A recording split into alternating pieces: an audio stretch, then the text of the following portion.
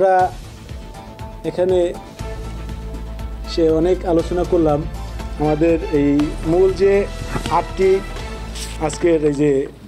পরিস্থিতি সভার এজেন্ডা সমূহ ছিল 8টি নিয়ে মোটামুটি আমরা সবাই আলোচনা করছি সব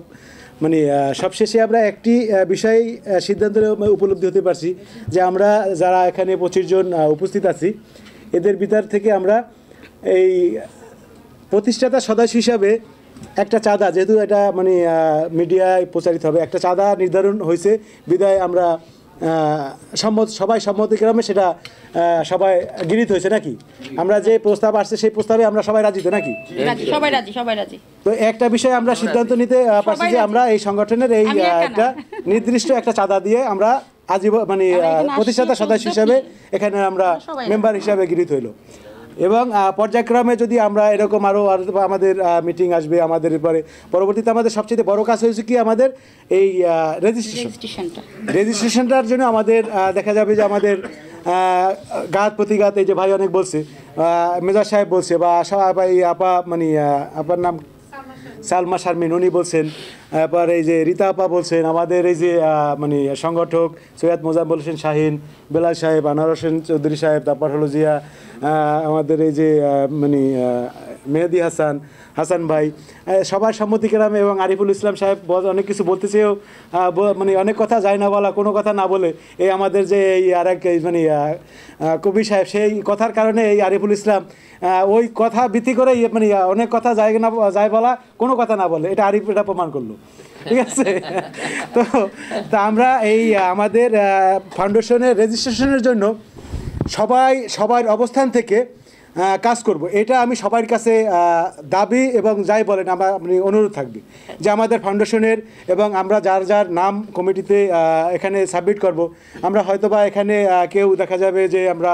কোনো না কোনো সময় বিগত গভর্নমেন্টের সাথে টাচে ছিলাম বা মানে ছিলাম তাদের নাম আমরা যদি ওখানে মানে দেই দেখা যাবে যে আমাদের কমিটি আমাদের রেজিস্ট্রেশন পেতে বাধাগ্রস্ত হবে তো সেক্ষেত্রে যদি আমরা কেউ নাম না দেই আপনারা এখানে যারা উপস্থিত আছেন যে আমি ওখানে উপস্থিত ছিলাম আমার নামটা এই দিল না তাহলে আপনার নামটা দিলে যে আমাদের সংগঠন বাধাগ্রস্ত হবে এটা বুঝে আপনারা আপনাদের মনে কষ্ট নেবেন না যে আমার নামটা কেন কমিটিতে দিল না এটা আপনাদের বুঝতে হবে যে এটা কেন দিল না কারণ আমি কোথায় ছিলাম আমি কার টাচে ছিলাম এটা কোনো আমি ভালো জানি নিজের চেয়ে ভালো বিচারক পৃথিবীতে কেউ নেই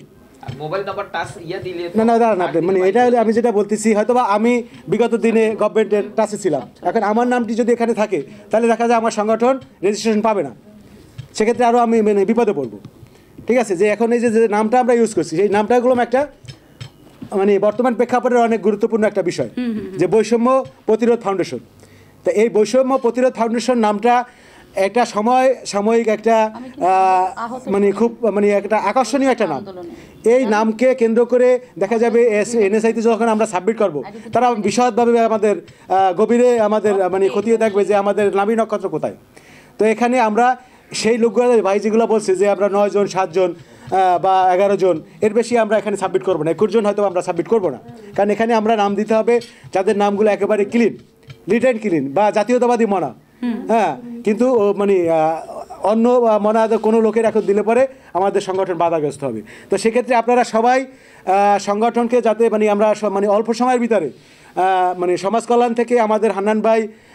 মানে আমাকে বলছে যে ভাই আপনাকে আমি সার্বিক সহযোগিতা করবো আগে আমি বলছি এখনও বলি হান্নান সাহেবের মাধ্যমে আমরা সমাজ কল্যাণ থেকে খুব অল্প সময়ের ভিতরে আমরা এনএসআইতে ছাড়পত্র পাঠাইতে পারবো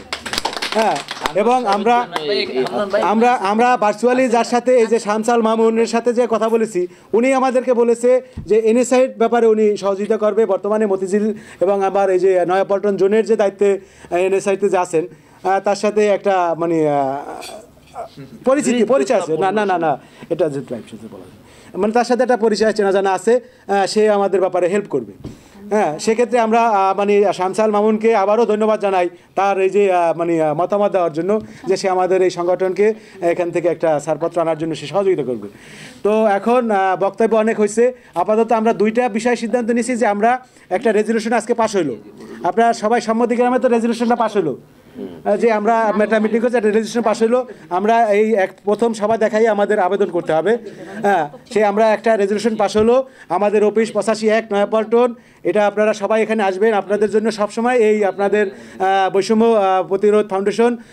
এই 85 নয়াপল্টন সার্বক্ষণিক জন্য আপনাদের জন্য উন্মুক্ত। হ্যাঁ, আপনারা এখানে সবসময় আসবেন। আমার সবাই ফোন নাম্বার আছে এবং আমরা একটা সবাই সম্মতিক্রমে আবার বলি সবাইকে আমরা এই যে যাদের নাম্বার আছে একটা হোয়াটসঅ্যাপ গ্রুপ করব, আমরা হোয়াটসঅ্যাপ গ্রুপে সবার সাথে আমরা অ্যাড করব। আপনাকে পার্সোনালি কোনো মেসেজ দেওয়া হবে না, এই গ্রুপে মেসেজ দেওয়া হবে আমাদের কর্ম আমরা কী করতে যাচ্ছি, কী করব। আপনাদের কোনো পরামর্শ থাকলে আপনারা এই হোয়াটসঅ্যাপ গ্রুপে আপনাদের পরামর্শ দিবেন। এটা কি আপনারা একমত আছেন যে হোয়াটসঅ্যাপ গ্রুপে? আবার অনেকে ডিস্টার্ব ফিল করে যে হোয়াটসঅ্যাপ গ্রুপে আমাকে অ্যাড করছে, হ্যাঁ এখানে একটা নোটিফিকেশন আসে, একটা আসে, হ্যাঁ অনেকে মানে ডিস্টার্ব ফিল করে। যদি কেউ ডিস্টার্ব ফিল করবেন বলে দেবেন আমার অ্যাড করবেন না, তাকে অ্যাড করা হবে না। না না, এখানে তো ফাউন্ডেশনের বাইরে কোনো কথা হবে না। এবং সেক্রেটারি সাহেবকেও বলি ফাউন্ডেশনের বাইরে এই হোয়াটসঅ্যাপ গ্রুপেতে মানে কোনো মানে পার্সোনালি কোনো মেসেজ লেনদেন করা যাবে না। একবারে একদম ফাউন্ডেশনের নির্ধারিত কোনো এজেন্ডা, ফাউন্ডেশনের আলাপ, ফাউন্ডেশনের বাইরে আপনি যেহেতু হোয়াটসঅ্যাপের এটা থাকবেন, অ্যাডমিন থাকবেন, আমি অ্যাডমিন থাকবো।